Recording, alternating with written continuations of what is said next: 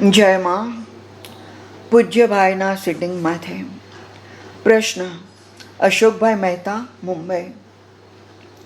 ભાઈ, આપણે શરૂઆતમાં ભક્તિ કરતા હોઈએ તો શંકાને ચિંતા બહુ ઉત્પન્ન થાય છે અથવા તો મનમાં રહે છે, તો તેનો સામનો કરવા માટે શું કરવું? પૂજ્યભાઈ, શંકા શેની થાય છે?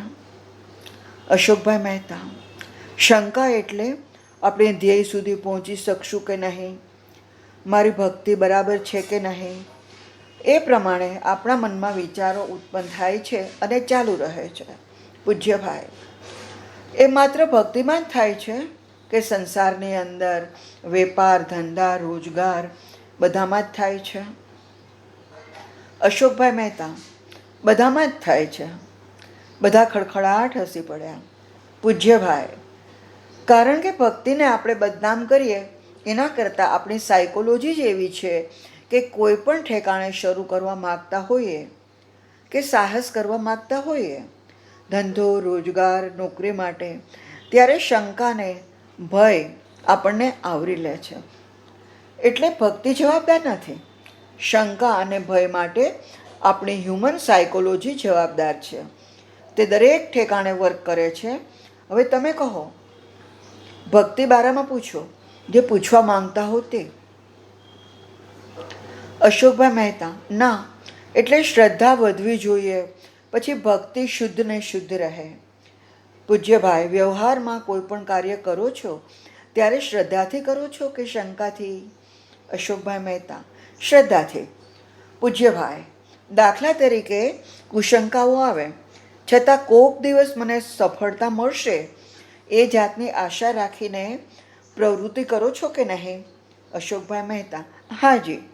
પૂજ્યભાઈ, એવી રીતે ભગવાનના બારામાં પહેલેથી શંકા કરવી કે મને મળશે કે નહીં મળે, એ કરતાં ભગવાન જરૂર મને મળશે કારણ કે ઘણાને મળ્યા છે, એ જાતની શ્રદ્ધા રાખીને આપણે ભક્તિ શરૂ કરીએ એ જ ઉચિત છે ને?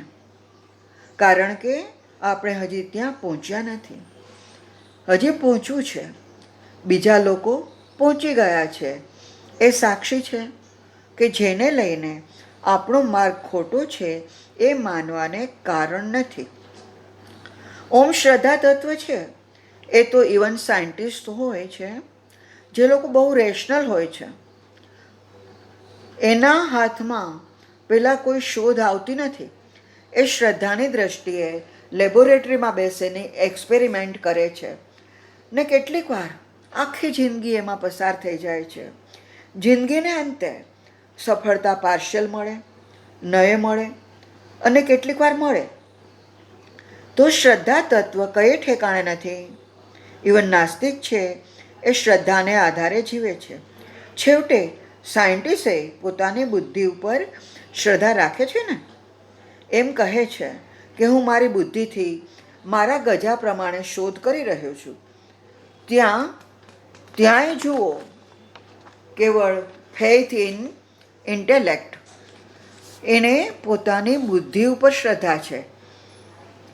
તો ભગવાન ઉપર નાસ્તિક શ્રદ્ધા ન રાખતો હોય, નાસ્તિક છે એ ભગવાન ઉપર શ્રદ્ધા ન રાખે, તો નાસ્તિક છેવટે પોતાના સિદ્ધાંતો ઉપર શ્રદ્ધા રાખતો હોય છે. પોતાના ગુણ હોય છે, જેની પાસે સિદ્ધાંત પ્રાપ્ત કર્યો હોય, ગુણ નહીં. જે આઈડિયોલોજી, જેને આપણે કહીએ છીએ, જે સિદ્ધાંતો રજૂ કરતો હોય, એનું જે પુસ્તક હોય, તો એની ગીતા બની જશે. દાખલા તરીકે માર્ક્સનું કેપિટલ છે તો કોમ્યુનિસ્ટરોની ગીતા બની જાય છે. લેનિન કે માર્ક્સ છે તો તેના ગુણ હોય છે, આરાધ્ય બની જાય છે. ત્યાં શ્રદ્ધા તત્વ તો કામ કરે જ છે, તેના પર વિશ્વાસ રાખીને એ લોકો આગળ વધે છે ને. અને માર્ક્સ પહેલાં કેપિટલ આપું તો શ્રદ્ધાના જોરે જ લખ્યું હશે. ત્યારે તો એ જાતનો સમાજ અને એની રચના ન હતા. એણે ભગવાનનો ઇનકાર કર્યો, પણ બુદ્ધિ ઉપર, પોતાના સિદ્ધાંતો ઉપર શ્રદ્ધા હતી, ત્યારે જ કેપિટલ પુસ્તક રચાયું. અને જે કાંઈ રિસર્ચ થાય છે બિગિનિંગમાં શ્રદ્ધા થતી હોય છે. તમારા અસ્તિત્વના બારામાં શંકા છે? Ashokbhai ji. Pujyabhai, do you doubt your existence? Ashokbhai Mehta, ના. પૂજ્યભાઈ, હવે ફાઇનાઇટ એક્ઝિસ્ટન્સ આટલું નાશવંત છે, ક્ષણભંગુર છે, બીજા હાલ્યા જાય છે, છતાં તમારા અસ્તિત્વના બારામાં તમને શંકા નથી? હવે એ ફાઇનાઇટનું રિલેટિવ ઇનફાઇનાઇટ તો હશે ને? એક બુંદ હોય તો સમુદ્ર હોય કે નહીં? એક પ્રકાશનું કિરણ હોય તો સૂર્ય હોય કે નહીં? એક થોડુંક પ્લેઝર હોય તો ઇન્ફાઇનાઇટ બ્લિસ હોય કે નહીં? એક થોડું જ્ઞાન હોય તો ઇન્ફાઇનાઇટ નોલેજ હોય કે નહીં? રિલેટિવ એ થોડીક શક્તિ હોય તો ઇન્ફાઇનાઇટ શક્તિ રિલેટિવલી હોઈ શકે કે નહીં?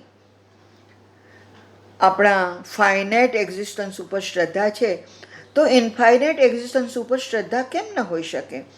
આપણે ખંડ સત્તા હોય જ.